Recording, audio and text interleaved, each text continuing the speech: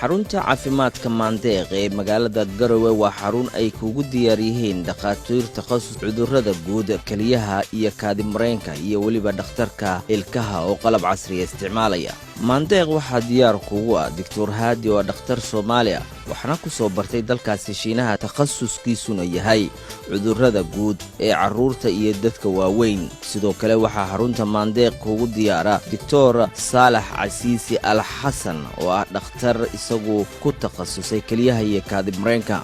Dr. Saalax Casiisi Al Xasan oo ah dhakhtarka kaliyaha iyo kaadimareenka ayaa qaliimada uu ku sameeyo waxaa kamid ah daweynta qaliimada dhagxanta kaliyaha gala, daweynta qaliimada burooyinka kaliyaha, qaliimada dhagxanta kaadi haysta, qaliimada burooyinka kaadimareenka, qaliimada tuubooyinka kaadimareenka, qaliimada qanjirka ragga, daweynta iyo qaliimada xiniyaha bararka, qaliimada sheelada, daweynta iyo qaliimada biyaha xiniyaha gala, qaliimada kansarka kaliyaha ku dhaca, furitaanka tuubooyinka kaadimareenka oo xiranta, daweynta iyo qaliimada xididada xiniyaha oo balbalaarta, daweynta cudurrada dhalmala'aanta iyo waliba qaliimo kale. Waxaan kaloo goobta xarunta Maandeeq oo xarun agab casri ah lagu isticmaalayo isla markaana ay tahay meel si weyn u qalabaysan ayaa waxaa kugu diyaara dhakhtarka ilkaha oo isagu isticmaalaya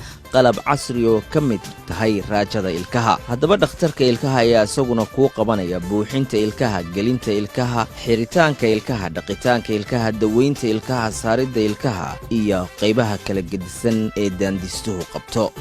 Xarunta Maandeeq waa xarun caafimaad oo si weyn u qalabaysan ayaa waxa ay sidoo kale kugu baaqaysaa farmashi iyo supermarket iyo ay yaalaan dawooyin iyo waliba shoppingka oo tayo sare leh. Waxaan xarunta Maandeeq sidoo kale meesha ka marnayn shaybaarka oo isagoo agab casri ah wax lagu baarayo. Maandeeq waa wehelkeena ee Maandeeq hore u gaara waxaana goobtaasi kugu diyaara shaqaale loo carbiyay shaqadooda oo soo dhaweyntoodu tahay mid aad u sareysa. xarunta Maandeeq ee ku taala magaalada Garowe waxa ay ku taala jidka 30 ka soo horjeedka xaruntii hore ee korontada ee NEC. Intaa wixii dheer waxaad kala xiriirtaa nambarada shaashada kaaga muuqda.